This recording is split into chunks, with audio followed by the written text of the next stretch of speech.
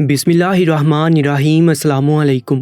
दरबारी TV YouTube channel पर आप सबको खुशामदीद कहते हैं।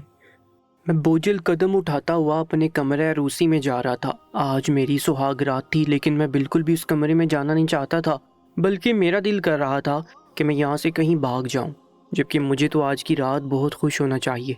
मैं जवान जहाँ था, सुना था कि मेरी बीवी भी बहुत ज़्यादा खूबसूरत है। फिर मेरे दिल में कोई अरमान क्यों नहीं जाग रहा था, ये सिर्फ मैं ही जानता था। मैं कमरे में नहीं जाना चाहता था, पर पहुंच गया। मेरी बीवी सामने बैठी थी। उसको देखते ही मेरी नज़र उसके पेट पर पड़ी, क्योंकि वो इतना नुमाया था कि मैं भी हैरान रह गया था। खैर, मुझे लगा कि ये सब कुछ वहम है, शायद मुझे गलत फहमी हुई है। मैं अपने कमरे के अंदर आ गया। मैंने दरवाज़ा बंद कर लिया, लेकिन कुछ पल बाद ही कुछ ऐसा हुआ कि मेरा पहला शक मुझे दुरुस्त लगने लगा। जो मेरी बीवी बाथरूम में चली गई और बाथरूम से उल्टी करने की आवाज़ आने लगी। मैं समझ गया मेरी बीवी के पेट में किसी की नाजायज़ औलाद पल रही है। और जब मेरी बीवी बाहर आई तो मैंने उसे मुंह दिखाई का तोहफा दिया और उसके साथ बहुत अच्छा रवैया रखा। मैंने कहा कि तुम थक गई होगी। वो भी मेरे अच्छे रवैये पर हैरान हो रही थी, क्योंकि दरअसल मैंने सोच लिया था कि अगर वो पहले से ही हामिला है तो मैं रोज़ रात को उसकी, मेरा नाम शफीक है। और आज जब मैं अपने कमरे से निकला तो मेरी शादी के बारे में बातें हो रही थी। मैं अब इस मौजू से तंग आ गया था। मैंने अम्मी से कहा कि नाश्ता लगा दे, मुझे काम पे जाना है। मेरे बाबा बहुत गुस्से वाले आदमी थे। घर पे उनकी हुकूमत थी। उन्होंने कहा कि क्यों शादी का नाम सुन के तेरा मुंह बन जाता है, हमने तेरी शादी करवानी है। मैंने कहा पहले भी आप लोगों ने करवाई थी और नतीजा भी आप सब ने देख लिया। मुझे दोबारा बलि का बकरा नहीं बनना। मेरा इतना कहना मेरा हक था, लेकिन बाबा ने मुझे गुस्से से बातें सुनानी शुरू कर दी। उन्होंने कहा कि क्या सारी ज़िंदगी बिना बीवी के फिरता रहेगा। मैंने कहा कि मेरी ज़िंदगी है, आप लोगों को कोई मसला नहीं होना चाहिए। पता नहीं बाबा को क्या मसला था। अभी मेरी पिछली शादी ख़राब हुए पूरा महीना भी नहीं गुजरा था कि वो फिर से मेरी शादी करवाना चाहते थे। मैं भला कोई लड़की था कि जल्दी जल्दी मेरी शादी हो जाती ताकि उनकी जिम्मेदारी कम हो जाती। कम से कम मुझे 1-1.5 साल तो सोचने देते कि मैंने अपनी ज़िंदगी के साथ करना क्या है। मेरी पहली शादी बाबा ने अपने भाई की बेटी के साथ करवाई थी। बाबा उस पे दिलो जान से फिदा थे। उसे अपनी बेटी से भी ज़्यादा मोहब्बत करते थे। कहते थे कि इसी को अपनी बहू बनाऊंगा और ये मेरे बेटे के साथ सारी ज़िंदगी अच्छे तरीके से रहेगी। लेकिन शादी को 2 हफ्ते नहीं हुए थे कि पता चला कि इसका किसी और के साथ चक्कर चल रहा है। तो उसने सबके सामने राज खुलने पे ये बात कबूल भी कर ली और कहने लगी कि कर लो मेरा जो करना है, मैं तो इसी इंसान से बातें भी करूंगी और जब मुझे मौका मिलेगा मैं भाग भी जाऊंगी। मैं उसको अभी भी कसूरवार नहीं मानता था, क्योंकि उसकी शादी भी ज़बरदस्ती करवाई गई थी। अगर उससे पूछ लेते तो शायद मेरी ज़िंदगी बीच में से बर्बाद ना होती। पर बाबा ने मुझ पर दबाव डाला और कहा कि इसको फ़ौरन तलाक दे दे। मैं इसे इतनी जल्दी तलाक नहीं देना चाहता था। हो सकता था कि वो अपना फ़ैसला बदल लेती, क्योंकि मैं उसे पसंद कर बैठा था। वो प्यारी थी, खूबसूरत थी, पर बाबा ने तो सबके सामने मुझे हुक्म दे दिया। बाबा की इज्जत का सवाल था। मैंने तलाक दे दी और लड़की हमेशा के लिए मेरी ज़िंदगी से चली गई। अब इस बात को 1 महीना नहीं हुआ था कि बाबा ने 2 दिन से शो डाला हुआ था कि उसके लिए मैंने एक लड़की देख ली है और उससे शादी करवानी है, जबकि मैं इतनी जल्दी शादी नहीं करना चाहता था। और इस दफ़ा तो बाबा की पसंद से बिल्कुल भी नहीं करना चाहता था। उन्होंने पहले कौन सा अच्छा जोड़ जोड़ा था जो अब दोबारा से मेरी ज़िंदगी के साथ खेलने का इरादा किए बैठे थे। मैं नाश्ता कर रहा था तो अम्मी ने कहा कि क्यों बेटे के पीछे पड़ गए हो, और अब ये कौन सी लड़की है, आपके रिश्तेदारों में से है। मैंने लड़की नहीं लेनी, पहले मेरे बेटे को इतना सदमा मिला है। मेरे बाबा ने कहा कि रिश्तेदारों में से तो बिल्कुल भी नहीं है, ख़ानदान के बाहर की है। लेकिन जो मैंने एक दफ़ा कह दिया वही होगा। उस लड़की का नाम अंदलीब है और उसी से शादी होगी। मेरी अम्मी ने कहा कि आपने पहले भी ऐसे ही जल्दी जल्दी में सब कुछ किया था, तब मैंने आपको नहीं रोका, लेकिन अभी तो मैं लड़की को देखना चाहता हूँ। मेरे बाबा ने कहा कि हाँ तो चलो आज हम वहीं चलते हैं। मैं अपनी अम्मी से कहने वाला था कि आप मेरी मदद करें, और वो लड़की को देखने चल पड़ी थी। मेरे बाबा ने सारी ज़िंदगी अपनी मर्जी से गुजारी थी। वो एक आशिक मिजाज नौजवान थे। कई लड़कियों के साथ उनकी दोस्ती थी, पर सब कहते थे कि शादी के बाद उनका रवैया बदल गया था और उन्होंने इन सारी चीज़ों से तौबा कर ली थी। यानी कि गुनाह करने के बाद, अच्छी तरह से गुनाह का मज़ा लेने के बाद उन्होंने तौबा कर ली थी। लेकिन मुझे तो ये सब भी नहीं करने दिया। पहले दिन से मुझे बहुत खींच के रखा था। मेरी एक बड़ी बहन भी थी, उसकी शादी भी उन्होंने अपनी मर्जी से करवाई थी और बहुत कम उम्री में करवा दी थी। वो दूसरे शहर में होती थी और अब हमसे मिलने के लिए भी नहीं आती थी। बाबा कहते थे कि ना आए तो अच्छी बात, बेटियां अपने घर में ही अच्छी लगती हैं, जबकि वो हमसे नाराज़ रहती थी। मुझे उनके बारे में सोच के बहुत दुख होता था। बाबा ने एक नहीं 2 जिंदगियां बर्बाद की थी। और मेरी ज़िंदगी को तो दूसरी दफ़ा बर्बाद करने लगे थे। अम्मी को भी बाबा से कोई मोहब्बत नहीं थी। अम्मी का वज़न 90 किलो था और बाबा आज भी खुद को 70 किलो पर जमाए बैठे थे। उम्र तो उनकी 56 साल थी, पर लगते ज़्यादा से ज़्यादा 35 के थे और मैं 28 में ही 40 का लगता था। वो कहते थे बात अपना ख्याल रखने की नहीं है, बात जवानी की है और मेरे अंदर अभी भी जवानी बाकी है। शायद वो अपनी जवानी दूसरों की शादी करवा के पूरी करना चाहते थे। मेरी अम्मी शाम को रिश्ता देखने चली गई। अम्मी वापस आई तो बहुत खुश थी। अम्मी ने कहा कि लड़की बहुत अच्छी है। हमने तो वहाँ जाके कोई झूठ नहीं बोला, तेरी पहली शादी के बारे में सब कुछ बता दिया। लेकिन उनको कोई मसला नहीं था। लड़की बड़ी पर्दादार थी। मैंने कहा कि आपको कैसे पता कि पर्दादार थी? अम्मी ने कहा कि उसने हिजाब पहना हुआ था, बड़ी सी चादर ली हुई थी, अपने आप को छुपाया हुआ था। आजकल ऐसी लड़कियां कहाँ मिलती है? मैंने कहा कि ये सब मुझे नहीं पता, लेकिन मैं जल्दी जल्दी शादी नहीं करना चाहता अम्मी। मेरी माँ ने कहा कि तेरी शादी जल्दी हो जाए तो अच्छा है, वरना तो पहली के बारे में सोचता रहेगा। मेरी अम्मी ने भी पार्टी बदल दी और बाबा के साथ जाके खड़ी हो गई। अब घर में मेरी शादी की तैयारियां होने लगी। मेरे बाबा सबको शादी पे आने की दावत देते और साथ साथ मेरी साबिका बीवी की बुराइयां भी करते कि वो तो थी ही ऐसी। मेरी तो अकल पे पर्दा पड़ गया था। लेकिन अब ऐसी खूबसूरत लड़की तलाश की है इसके लिए कि दुनिया देखेगी। अब सब ने ज़रूर आना है, हमारे बेटे की खुशी है। हमारा एक ही बेटा है। जो मेरी बहन को कॉल की तो उसने साफ मना कर दिया। उसने कहा कि ना तो बच्चों को स्कूल से छुट्टियां हैं और ना ही ये ऑफिस से छुट्टियां ले सकते हैं। अभी महीना पहले तो हम आए थे, वो कहते हैं कि तुम्हारे भाई ने तो मजाक बनाया हुआ है, महीने में लड़की को छोड़ दिया, फिर से शादी करना चाहता है। आप लोग मेरा घर बर्बाद नहीं करें, मैं नहीं आ सकती। अम्मी को इस बात से बड़ा अफसोस हुआ, लेकिन बाबा ने तो बुरा भला ही कहना शुरू कर दिया। फिर अम्मी ने समझाया कि वो अपने घर वाली है, उसके 1000 मसले मसाइल होंगे, उसको तंग नहीं करें। ठीक तो कह रही है, वो भी तो इतना खर्चा करके बच्चों के कपड़े बना के सब कुछ तैयारियां करके छुट्टियां लेके वो आई थी। महीना गुजरते देर कहाँ लगती है, दोबारा से ये सब कुछ कहाँ से करती। बाबा ने कहा कि नहीं आती तो ना आए, उसके बगैर भी शादी हो जाएगी। हमें उसकी तशरीफ आवरी की नहीं पड़ी। मुझे बड़ा अफसोस हुआ कि बाजी मेरी शादी में नहीं आ सकेंगी। इस दफ़ा अम्मी ने बहुत ज़्यादा खैरात की और दुआ भी की कि लड़की ना सिर्फ अच्छी हो बल्कि मेरे बेटे के साथ सारी ज़िंदगी गुजारे और साथ निभाए। मेरी शादी का दिन भी आ गया। मैंने किसी चीज़ में भी दिलचस्पी नहीं ली, ना तो लड़की की तस्वीर ठीक से देखी, ना ही किसी रस्म में हिस्सा लिया, बल्कि मेरा मुंह तो ऐसा बना हुआ था कि जैसे ज़बरदस्ती पकड़ के मेरी शादी करवा रहे हैं। और बात कुछ मुख्तलिफ भी नहीं थी। शादी वाले दिन जो मैं अपने कमरे की तरफ जा रहा था तो तब भी मेरे चेहरे के 12 बजे हुए थे। अब जो ये सामने का मंजर देखा तो कदमों तले तो वैसे भी ज़मीन निकल गई थी। मुझे यकीन हो गया था कि मामला गड़बड़ है। जब वो बाहर आई तो मैंने कहा कि क्या बात है, तो कहने लगी कि वो शादी का खाना खाने की वजह से मेरा दिल ख़राब हो रहा है। मैंने कहा कि लगता है तुमने खाना ज़्यादा ही खा लिया है। उसको भी अंदाज़ा हो गया कि मेरी बात का मतलब कुछ और है। सुबह हुई तो बाकी की रस्में होने लगी। मेरी बीवी खुद को बड़ी सी चादर में ढांप कर ही बाहर निकली। सब लोगों ने कहा कि देखो दुल्हन है, अभी भी अपने आप को अच्छे तरीके से छुपाया हुआ है। इतनी अच्छी बात है, लेकिन मुझे समझ आ गई थी कि उसने अपने आप को क्यों छुपाया हुआ था। वो अपना पेट छुपा रही थी क्योंकि वो माँ बनने वाली थी। उस सबको बेवकूफ़ बनाने में कामयाब हो गई थी, लेकिन मुझे नहीं। मुझे पहले से ही पता चल गया था। और फिर ये अंदाज़ा मैंने सिर्फ उसकी तबीयत की ख़राब हुई और पेट से नहीं लगाया। और भी ऐसी बहुत सी हरकतें थी जिससे मुझे अंदाज़ा हो गया कि वो वाकई माँ बनने वाली थी। लेकिन ये सब क्या चक्कर था, ये सब किसने किया था, मैं जानना चाहता था। इसलिए मैं खामोश हो गया।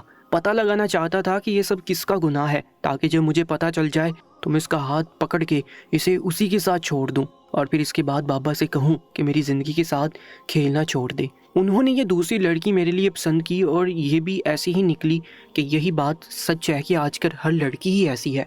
अब तो मुझे इस बात पे यकीन हो गया था, कोई भी लड़की शरीफ नहीं है। और मेरी किस्मत की ख़राबी देखे कि मुझे दूसरी दफ़ा भी ऐसी ही लड़की मिली। क्या मैं इतना बुरा इंसान था? मैंने तो कभी किसी का बुरा नहीं चाहा था। मेरे लिए चुप करके रहना बहुत मुश्किल हो गया था। अपनी बीवी की हरकतें देखता रहता था और सबके सामने कैसे मासूम बन जाती थी वो। उसकी शक्ल देख के कोई अंदाज़ा भी नहीं लगा सकता था कि उसने ख्वाब में भी ऐसी हरकत की होगी, लेकिन उसने हकीकत में ये सब कुछ किया था। बार बार मैं सोचता रहता था कि वो कौन है। कहते हैं कि एक दफ़ा किसी का आपसे निकाह हो जाए तो आपके दिलों में उसके लिए मोहब्बत डाल दी जाती है। मेरी बीवी थी, मेरे निकाह में थी। मैं उसके बारे में ऐसा नहीं सोच सकता था कि जो करती है करती रहे, अगर मुझे फ़र्क ना पड़ता तो और किसको फ़र्क पड़ता। शादी को 1 हफ्ता हो गया था। अम्मी ने कहा कि बहू का हाथ खीर में डलवा के किचन उसके हवाले करना है, तो सबसे पहले मेरे बाबा ने इसकी मुखालफत की। उन्होंने कहा कि क्या हो गया तुम्हें, ये तुम कैसी बातें कर रही हो। मेरी माँ ने कहा कि कैसी बातें कर रही हूँ, ऐसी कौन सी अनोखी बात कर दी है, जब शादी हो जाती है तो यही सब कुछ तो होता है। तो मेरे बाबा ने कहा कि वो पुराने ज़माने थे कि हफ्ते बाद खीर में हाथ डलवाते हैं। मेरे बाबा तो मेरी अम्मी की नकल करते हुए बोले थे। मेरी अम्मी हैरान रह गई कि ये किस अंदाज में बात कर रहे हैं। उन्होंने कहा कि छोड़ो सबको, जब इसका दिल करेगा तो कोई काम कर लेगी। मेरी अम्मी ने कहा कि उसका दिल सारी ज़िंदगी ना करे। अरे काम करने का दिल किसका करता है। बाबा ने कहा कि नहीं करती तो ना करे, उसे फ़िलहाल छोड़ दो। तुम्हें इतनी सी बात समझ क्यों नहीं आती। अम्मी ने कहा कि मुझे तुम्हारी समझ नहीं आ रही कि तुम बहू को आराम करवा के आखिर साबित क्या करना चाहते हो। मेरे बाबा कुछ सोच में पड़ गए, जैसे घबरा गए हों। फिर उन्होंने कहा कि देखो, अगर अभी से तुम इसे कामों में लगा लोगी तो इसका हमारे बेटे के साथ रिश्ता कैसे बनेगा। शादी की शुरू के दिन इन दोनों को ज़्यादा से ज़्यादा वक्त एक दूसरे के साथ गुजारना चाहिए। अगर एक दूसरे को वक्त नहीं देंगे तो फिर से वही होगा जो पिछली दफ़ा हुआ था। मेरी अम्मी इस बात के लिए मान गई। उन्होंने कहा कि हाँ, बात तो आपकी ठीक है, लेकिन मैं जानता था कि ये बात गलत थी। मेरी पिछली बीवी के साथ मेरा बहुत वक्त गुजरा था। मैंने तो ऑफिस से भी छुट्टियां ली हुई थी, लेकिन फिर भी वो मुझे छोड़ के चली गई। जो उसके दिल में ही कोई और था तो फिर वक्त से कोई फ़र्क नहीं पड़ता। और इस दफ़ा भी यही सब कुछ हो रहा था। इस दफ़ा तो मैंने ऑफिस से छुट्टियां भी नहीं ली थी। मेरी पहली शादी थी तो मैं खुश था, लेकिन अभी तो मैं पहले से ही मुंह बना के बैठा था। शायद वही बात सच हुई थी कि बुरा सोचने से बुरा हो जाता है। बाबा अंदलीब की बहुत साइड लेते थे, हर बात में उसे प्रोटेक्ट करते थे। मैं इस बात पे हैरान होता था, शायद इसलिए क्योंकि वो उसको अपनी मर्जी से और पसंद से लेकर आए थे। जैसे जैसे दिन गुजर रहे थे उसकी तबीयत ख़राब होती जा रही थी और उसके लिए अपने वजूद को छुपाना मुश्किल होता जा रहा था। उसकी किस्मत अच्छी थी कि सर्दियाँ आ चुकी थी। वो खुले खुले स्वेटर पहनती थी। एक दिन अम्मी ने उसको कहा कि हमने शादी में जाना है और तुम अच्छे से कपड़े पहन के आओ। ये क्या तुम मलंग बन के फिरती रहती हो, वहाँ पे सारे रिश्तेदार आए होंगे, वो तुम्हें पहली दफ़ा देखेंगे, क्योंकि तुम्हारी शादी में मेरी तरफ से तो कोई नहीं आया था। अम्मी को अपने रिश्तेदारों की बहुत फिक्र रहती थी। उनके सामने अपने आप को बहुत अच्छा साबित करती थी, पर अंदलीब ने तो जाने से इनकार कर दिया। अम्मी ने कहा कि मैं तो अकेली नहीं जाऊँगी, उसको लेके जाऊंगी, वरना वो सब उसको देखने के लिए हमारे घर आएंगे तो फिर हमारा खर्चा होगा, वहीं पे देख लेंगे तो बात ख़त्म हो जाएगी। फिर उसने साथ निकाल कर दिया और बिल्कुल भी नहीं जाना चाहती थी, क्योंकि अम्मी ने उसे कहा था कि वहाँ पे स्वेटर पहन के नहीं जाना, बल्कि अच्छे से कपड़े पहन के जाना, और यही उसकी दुखती रग थी। वो तो इस कदर इनकार पे उतर रही थी। उसने अम्मी से बदतमीजी भी कर डाली और कहा कि आप क्यों ज़बरदस्ती लेके जाना चाहती हैं अपने रिश्तेदारों के सामने, मुझे पेश करना चाहती हैं क्या। अम्मी ने तो अपने कानों को हाथ लगा लिया। अम्मी ने कहा कि ये लड़की तो बड़ी ख़तरनाक है। यहाँ पे भी अब्बा उसकी साइड लेने लगे कि जब कोई नहीं किसी जगह जाना चाहेगा और कोई ज़बरदस्ती उसे ले जाए तो उसे गुस्सा नहीं आएगा तो और क्या होगा। मेरी अम्मी ने कहा कि शादी के शुरू में ये बात आपने मेरे लिए तो नहीं सोची थी।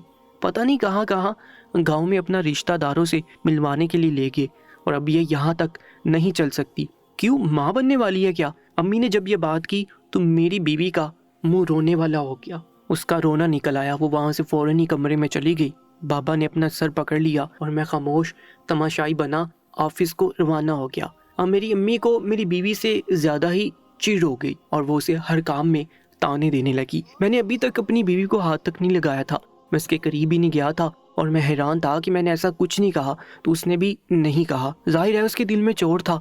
वो तो सोच रही थी कि मुसीबत जब तक टली रहे, उसे खुद से कहने की क्या ज़रूरत थी। और वो रात को ये कह के कि मुझे सर्दी लगती है अलग लिहाफ में सो जाया करती थी और डबल रजाई करके सोती थी, जबकि इतनी भी सर्दी नहीं थी। हम लोग किसी ऐसे इलाके में नहीं रहते थे जहाँ सर्दी हद से ज़्यादा हो। अब तो उससे अपना आप छुपाया भी नहीं जाता था। पता नहीं मेरी अम्मी को क्या हुआ कि वो एंड टाइम पे अपनी बहन के घर जाने का प्लान बना बैठी, जो कि यहाँ से बहुत दूर था। अब वो उस घर से चली गई थी और बाबा भी सुबह जाते तो शाम को वापस आते थे। उन्होंने कहा कि मुझे एक पुराना दोस्त मिल गया है, उसकी बैठक है, मैं वहाँ पे बैठा रहता हूँ। पता नहीं वो लोग हमें अकेला क्यों छोड़ रहे थे, शायद हमें प्राइवेसी दे रहे थे, पर हमने इस प्राइवेसी का करना ही क्या था। जब घर में मेरी अम्मी भी नहीं होती थी, मेरे बाबा भी नहीं और मैं भी सुबह काम पे नहीं होता तो मेरी बीवी पीछे आराम से फिरती थी और मैं भी सुबह काम पे होता तो मेरी बीवी पीछे आराम से फिरती थी। उसे अपना आप किसी से छुपाना नहीं पड़ता था, लेकिन शाम होती तो वो मुश्किल में पड़ जाती। एक दिन मुझे बहुत गुस्सा आ गया। जब वो खाना लेके मेरे पास आई तो मैंने उसकी चादर खींच ली। अब उसका पेट साफ नजर आ रहा था। वो हैरान रह गई मैं ऐसा कर सकता था।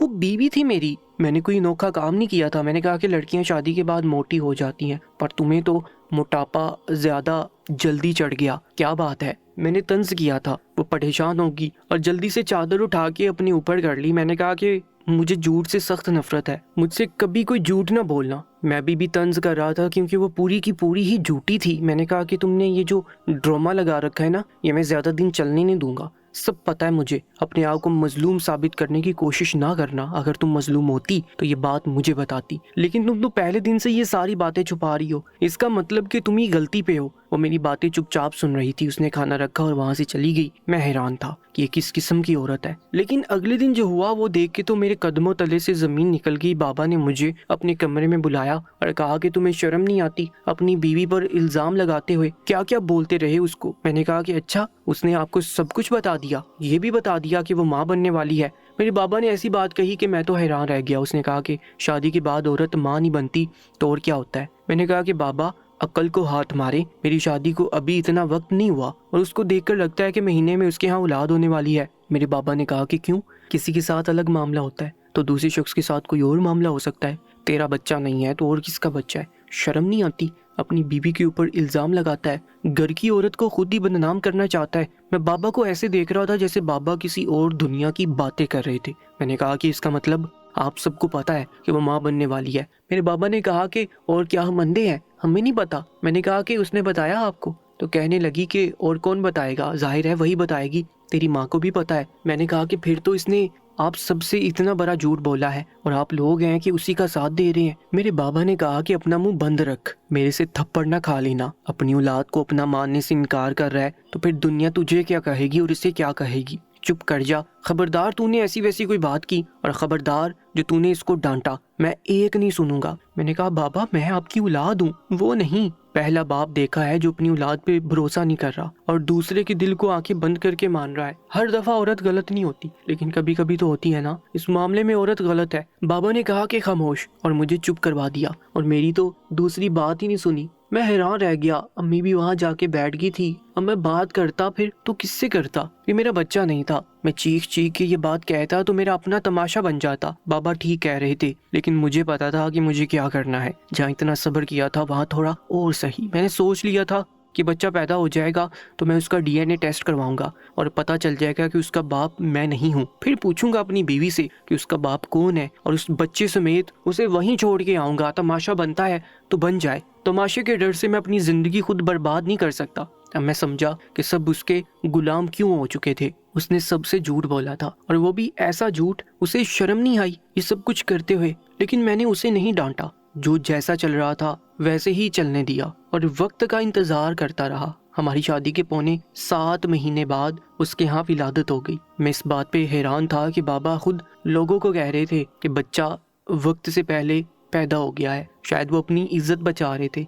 अल्लाह ने मेरी बीवी को बेटे से नवाजा था। ये मेरी औलाद नहीं थी। मैंने डॉक्टर से कह के पहले ही सैंपल ले लिया और अपना सैंपल भी लिया। रिपोर्ट सामने आ गई। मैं उसका बाप भी नहीं था, लेकिन अब ये भी तक पता लगाना था कि उसका बाप था कौन। मैंने बाकी लोगों से भी खून के सैंपल ले लिए। मैंने बाबा से कहा कि आप भी खून दें। बाबा ने कहा कि खून का क्या करना है। मैंने उनको असल बात नहीं बताई। मैंने कहा कि टेस्ट करवाना है, एक ज़रूरी टेस्ट है। उन्होंने अपना ब्लड सैंपल दे दिया। मैंने चाचू से भी लिया और उसका एक कज़न था उससे भी, और उसके घर में उसका एक मामू रहता था उससे भी, यानी आसपास के सारे मर्दों से। लेकिन जब रिपोर्ट मेरे सामने आई तो मेरे कदमों तले से ज़मीन निकल गई और मेरे सामने सारी कहानी वाज़ेह होकर आ गई। मैं अपने आप से पूछने लगा कि मैंने इतनी बयाना हकीकत के ऊपर से पर्दा क्यों उठाया। अब मुझे ये सब कुछ बर्दाश्त करना था, मुझसे बर्दाश्त नहीं हो रहा था। अफसोस तो इस बात का था कि मेरे साथ एक और जिंदगी भी बर्बाद होने वाली थी, और वो जिंदगी किसी और की नहीं बल्कि मेरी अपनी माँ की थी। मैंने उनको सच बताना था। वो तो कब से वापस आ चुकी थी, बच्चे को संभाल रही थी। हकीकत दरअसल ये थी कि मेरे बाबा का मेरी बीवी के साथ ताल्लुक था। हाँ, कहते हैं कि हकीकत कभी कभी इतनी बुरी होती है कि उसे 7 पर्दों में छुपा के पेश किया जाता है, लेकिन हकीकत को 7 पर्दों में छुपा के पेश नहीं करना चाहिए, उसे सबके सामने लेके आना चाहिए। मेरे बाबा उसे छुप छुप के मिलते थे और उसके साथ ताल्लुक में थे, और जब उनको शक पड़ा कि इस तरह से मिलना मुश्किल हो रहा है तो उसकी शादी मेरे साथ करवा दी, और शादी के बाद भी वो लोग एक दूसरे के साथ ताल्लुक में थे। ये बच्चा भी मेरे वालिद साहब का ही था। मैंने अपनी बीवी को तलाक दे दी और अपनी माँ को लेके घर छोड़ दिया। इस वक्त मेरे दिमाग में यही आया, मैंने सारे खानदान को ये बात बता दी। लड़की के माँ बाप को भी इस बारे में पता नहीं था, वो भी अपनी बेटी को ले गए। उन्होंने उसके साथ क्या सलूक किया ये मैं नहीं जानता, लेकिन कोई अच्छा सलूक नहीं किया होगा, क्योंकि उसका बाप भी इज्जतदार आदमी था और वो मेरे सामने सर झुका के पड़ा था। मैंने कहा कि आपसे ज्यादा तो मेरा सर झुका हुआ है, क्योंकि ये सब कुछ मेरे बाप का किया धरा है। मेरे बाबा ने हमें बहुत बड़े गुनाह में डाल दिया था। ये तो शुक्र है कि मैंने अपनी बीवी को हाथ तक नहीं लगाया था। सबसे ज्यादा दुख मेरी अम्मी को था, उनको शादी के इतने साल बाद बेवफाई मिली थी। उन्होंने कहा कि क्या कसूर था, मैंने इस इंसान के साथ हर हालात में गुजारा किया और बिलाखिर इसने मेरे साथ बेवफाई कर दी। अब मैं अपनी अम्मी को लेकर दूसरे शहर में आ गया हूँ, क्योंकि मेरी नौकरी ऐसी है कि मुझे यहाँ पे क्वार्टर मिल गया है और बाबा घर में अकेले रहते हैं। अंदलीब तो कब की उन्हें छोड़ के जा चुकी है, उसका क्या हाल हुआ ये मैं नहीं जानता, लेकिन बाबा बार बार फोन करते हैं, पूछते हैं कि हम कहाँ हैं। उनको नहीं बताता। पहले तो मैं फोन भी नहीं सुनता था। अब आप लोग मुझे बताएं कि मैं क्या करूं, अपने बाप को माफ कर दूं, वापस चला जाऊं या उनको उनके हाल पे छोड़ दूं। सुनने में आया है कि आजकल वो बड़े बीमार हैं, अकेले रहना आसान नहीं होता। उनको तो खुद से पानी पीने की भी आदत नहीं थी, मेरी माँ ही उनकी खिदमत करती थी। मेरी माँ भी बीमार है, लेकिन मेरे बाप की याद में नहीं बल्कि बेवफाई के सदमे में। मुझे आप लोगों से मशवरे की सख्त ज़रूरत है कि मैं क्या करूं, अपने बाप को माफ़ कर दूं और माँ को लेके वापस चला जाऊं, या फिर उनको उनके हाल पे ही छोड़ दूं ताकि वो अपनी सज़ा भुगते। उन्होंने कितना बुरा किया, माशरे के कितने असूल तोड़े, ऐसा भी कोई करता है भला? आप दोस्त कमेंट सेक्शन में अपनी कीमती राय से ज़रूर आगाह कीजिएगा और ऐसी ही सच्ची कहानी और वाक़यात के लिए हमारे यूट्यूब चैनल को सब्सक्राइब कर लीजिएगा। अपना बहुत ज़्यादा ख्याल रखा करें। इंशाल्लाह मुलाकात होगी एक नई कहानी के साथ। तब तक के लिए अल्लाह निगहबान।